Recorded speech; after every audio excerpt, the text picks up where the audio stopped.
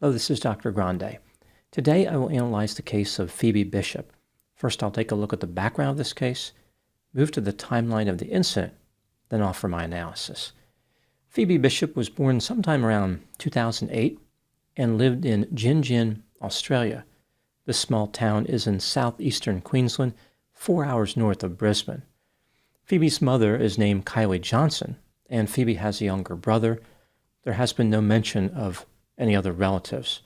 For reasons which are not completely clear, Phoebe moved in with a man named James Wood and his girlfriend, Tanika Kristen Bromley. The lovers lived on Milden Street in a derelict house, which was full of trash.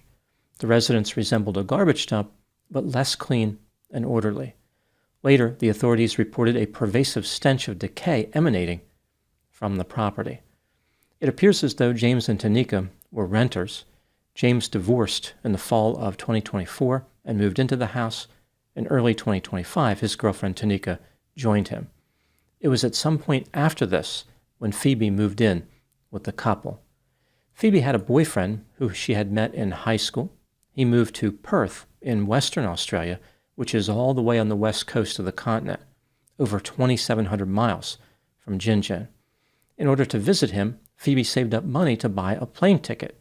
She was scheduled to fly out of the Bundaberg Regional Airport, which is 32 miles east of Gingin. The plane would take her to Brisbane, then she would take another flight to Perth. Before moving to the timeline of the incident, let's hear a word from today's sponsor, Delete Me. Over the past few years, I have covered a lot of stalking cases which involve a perpetrator easily finding personal information online. When people try to get this information removed, they find out it's extremely time-consuming. Fortunately, there is a solution. Delete Me is a subscription service that can eliminate this type of personal information that is for sale online. They have the straightforward mission of removing customers' information from search results and upholding your right to manage and remove your personal information. The privacy experts at Delete Me work continually to remove information from hundreds of data brokers. This gets rid of your personal data like address, occupation, marital status, age, names of relatives, and so on. How does it work? Submit your information to Delete Me, and their experts remove it. After that, they check every 3 months to make sure any new data get removed as well. If you want your personal information removed from search results on the web, go to joindeleteme.com/drgrande. Delete Me is offering 20% off their privacy plans to all my viewers with my code Dr. Grande. Again, that's joindeleteme.com/drgrande, promo code Dr. Grande. Now moving to the timeline of the incident. On Thursday, May 15, 2025, the day Phoebe was supposed to leave for Western Australia, she did not check in for her flight. Several reports in the media indicated that Phoebe's flight departed at 8:30 a.m., but as far as I can tell, there were no flights from Bundaberg Regional Airport to Brisbane at 8:30 a.m. There was one at 9:25 a.m. and one at 10:10 a.m. I think what they meant was that Phoebe should have checked in by 8:30 a.m. Either way, Phoebe Bishop never made it onto the plane, and she was reported missing. Here is what the police found during the course of their investigation. Phoebe was last seen on May 15, leaving the residence where she lived in Gingin at about 8 a.m. At 8:30 a.m., she made a phone call to her boyfriend in Western Australia. After this call, her phone was deactivated. There has been no contact with Phoebe since then. Her bank account has not been used since May 14, and her luggage was never found. James and Tanika told the police that they drove Phoebe to the airport using Tanika's gray 2011 Hyundai iX35 SUV. Later, the police expressed doubts that Phoebe ever made it to the airport. She was not captured by video surveillance inside the terminal. The police declared the Hyundai iX35 a crime scene. Based on this vehicle's track record of reliability, many owners probably feel the same way. Investigators paid a visit to the Milden Street house where Phoebe was living and declared it a crime scene as well. According to neighbors, the police found several dead dogs on the property, although the police would not confirm that report. One neighbor said that noise from parties came from the house on a regular basis. There was a poorly maintained bus parked outside, which James was selling on Facebook Marketplace. I guess he was hoping to attract buyers gearing up for the next Mad Max reboot. In addition to having interest in the Hyundai and the house on Milden Street, the police started searching the Goodnight Scrub National Park, which is about 25 miles south of Jinjin. Investigators said the area was crucial to their investigation. The police have stated that Phoebe's disappearance is suspicious, and there are no specific persons of interest in this case. Now moving to my analysis. Here are my thoughts on a few areas that stood out to me in this case. Item number 1. In the days leading up to her disappearance, Phoebe Bishop was spotted at a local supermarket. Employees implied that she was looking pretty rough and was desperate for food. In March 2025, Phoebe made worrisome posts on social media. For example, she wrote, "I'm not built for this town. These aren't my people." In another post, Phoebe wrote, "Losing sleep and losing peace of mind." On May 12, 2025, 3 days before Phoebe went missing, she exchanged text messages with a friend. Phoebe said, quote, "I take off to Western Australia in 3 days. Get out of this blank home for a bit, so that'll be good. Just packing at the moment," unquote. She indicated she planned on staying in Western Australia for 10 beautiful days. On the next day, May 13, Phoebe took part in a social media trend where she pretended to have coffee with her younger self. In a long and rambling message, Phoebe implied that her mother would never be proud of her. Phoebe didn't talk to her mother, but it was better like this. On the same day, Phoebe posted an image of herself on social media along with the written message, quote, "When I die, get my dad to lower my coffin so he can let me down one last time," unquote. Item number 2. On May 25, 2025, 10 days after Phoebe Bishop disappeared, Tanika Bromley was arrested for charges unrelated to the disappearance. The police found a sawed-off shotgun in the Hyundai iX35. She was charged with 2 counts of possessing explosives without authority and 1 count each of possessing restricted items and unlawful possession of weapons. At the time of her arrest, she was already on bail. Tanika's brother spoke to the media and said that his family had serious concerns about the welfare of those living at the Milden Street property. He suggested that James and Tanika have been reported many times to the authorities, including to Animal Protection Services. Item number 3. On May 16, 2025, the day after Phoebe disappeared, James Wood had a curious text message exchange with a friend. Talking about Phoebe's disappearance, the friend said, "Surely the airport has footage."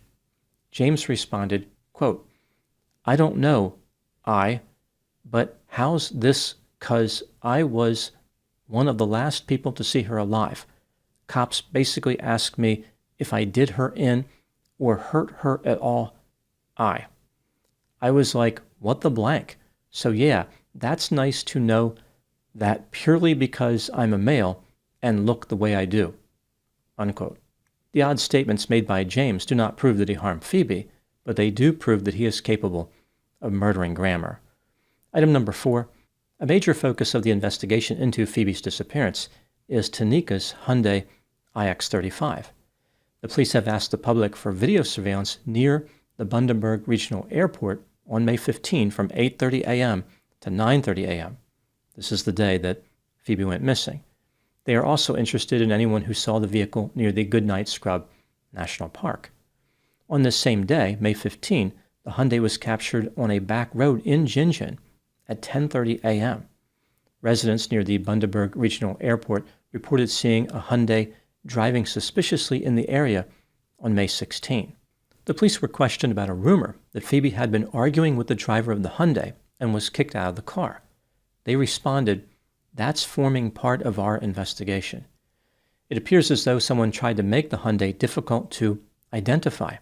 For example, the license plate number was altered with black electrical tape to read 474BW8 instead of 414EW3. So the 1 was changed to a 7 and the 3 was changed to an 8. The letters NSW were handwritten on the license plates using black ink. This refers to New South Wales, which is the state to the south of Queensland. On the rear of the vehicle, someone made a comically poor attempt to change the Hyundai emblem into the Toyota emblem. They would have been better off putting a fake mustache and sunglasses on the car. This makes me wonder if the car itself made these changes. Maybe it was just trying to get away from James and Tanika. The car was like, Hyundai? What Hyundai? I'm a Toyota.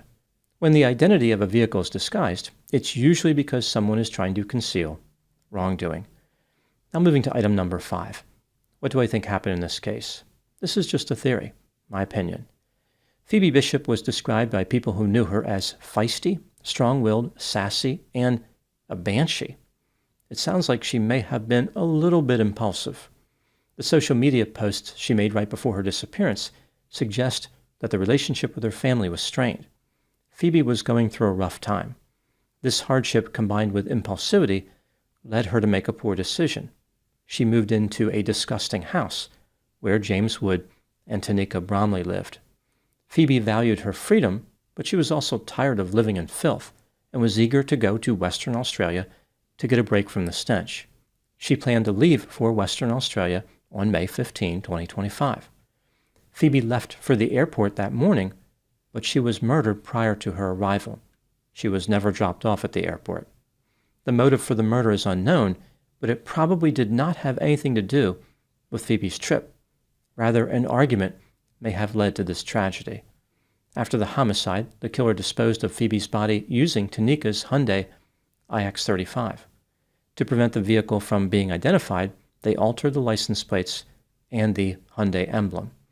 The killer is probably unsophisticated, impulsive, irresponsible, and antisocial.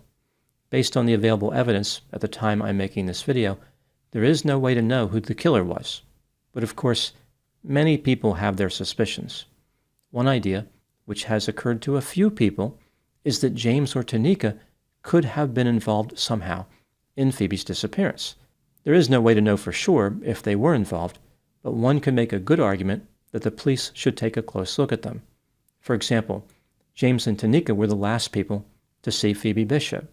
When investigators said they believed Phoebe never made it to the airport, they were essentially accusing the couple of being deceptive. Again, James and Tanika claimed they had driven Phoebe to the airport on May 15, 2025. If they really dropped Phoebe off, why wasn't she captured on video surveillance at the airport? Tanika's vehicle appears to be the primary focus of the investigation. Someone made modifications to the vehicle to prevent it from being identified. What motive would anybody have to do this other than the people who owned or had regular access to the vehicle? Like, if the vehicle had been stolen, why would the car thief bother to change the license plates? When the sawed-off shotgun was found in this Hyundai, Tanika was arrested. This is consistent with the idea that she was responsible for whatever happened in the vehicle. This is what the police may believe. Using this premise, if her vehicle was used to facilitate Phoebe's disappearance, as the police may suspect, that makes it seem like Tanika could have been involved. At the very least, she has some explaining to do. Who was driving her vehicle on May 15, 2025? Was it her? Was it James? Were they both in the vehicle? Maybe somebody else was in the vehicle. This is critical information to the investigation. There were many deficiencies with the house where James and Tanika lived, which point to chronic dysfunction. For example, the post-apocalyptic ambiance, creepy, dilapidated bus, rich aroma of decay, and pet cemetery that nobody wanted. Environments like this are associated with an increased likelihood of criminal activity. Furthermore, Tanika was arrested for charges unrelated to Phoebe's case, and she was out on bail at that time. It is important to keep in mind that Phoebe may not be dead. Maybe there never was a homicide. Perhaps she just took off to start a new life. Without a body or other concrete evidence that she's dead, the starting a new life theory can be used as a defense if the police ever charge somebody with her murder. Those are my thoughts on the case of Phoebe Bishop. Thank you so much for watching. I'll talk to you soon.